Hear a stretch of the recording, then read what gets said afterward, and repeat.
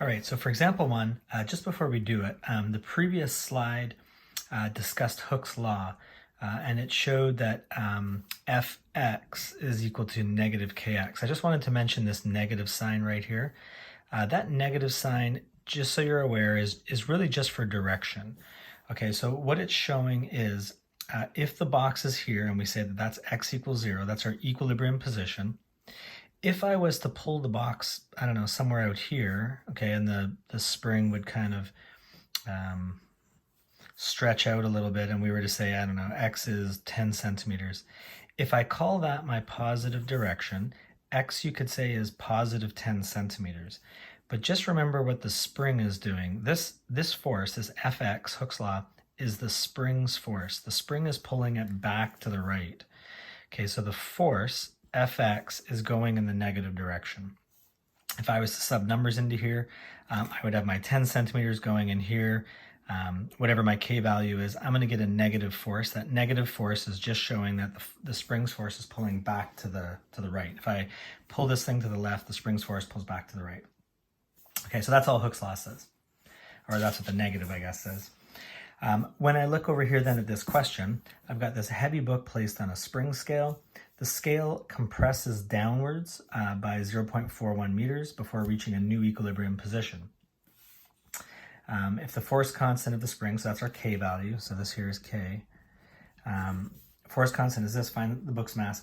Something that we know then is we place the book on here, the whole spring kind of compresses down, and if I was to do a little free body diagram over here of the book, let's say that, free body diagram of the book, I would say force of gravity is pulling down this way. It's the spring. You could argue it's the platform, it's a normal force, but let's say if we could kind of focus, pretend the book is just sitting right on the spring. It is the spring's force pushing this book and the platform that it's on, the little scale top, upwards. If I was to look at that, again, let's say if I said up is my positive direction, the x value, this x value right here, if up is positive, x is actually negative 0.41 meters. Okay, so the x is down, and if I think back to this, that negative and the negative from this x value are going to go away. They're going to give me this force being up. Okay, so that negative is there just to help us find the direction. It's similar to if I was to sub in and say Fg is mg. Little g is negative 9.8. It's 9.8 down. I don't need to put the negative sign in here because I already know that this force is down. Okay, so just keep that in mind.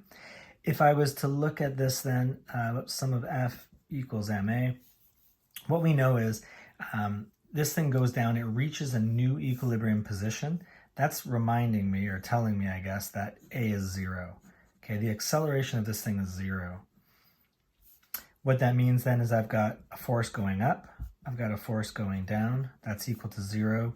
We really could just start right here. We could say this thing reaches an equilibrium position. Those two forces have to be equal, at least equal in magnitude. Okay, so I'll just remind you what I'm really saying here is those two forces are equal in magnitude. That means Kx is equal to mg.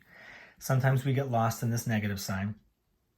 That negative sign is just there to help me understand the direction of this, just like the negative 9.8 is there to help me understand the direction. I would carry on and solve it this way, but if you wanted to, you could put a negative right here, and that negative in there, they're going to cancel out. That's what's going to give me this in the positive direction. Okay, so I'm just going to sub in magnitudes. I'm going to say K is 28.2, X is 0.41, again in magnitude. Mass, that's what I'm looking for. G is 9.8. We're going to rearrange this thing. We're going to solve for mass. Something like that. So for sig digs, we got 2 sig digs, I guess it's approximately 1.2 kilograms.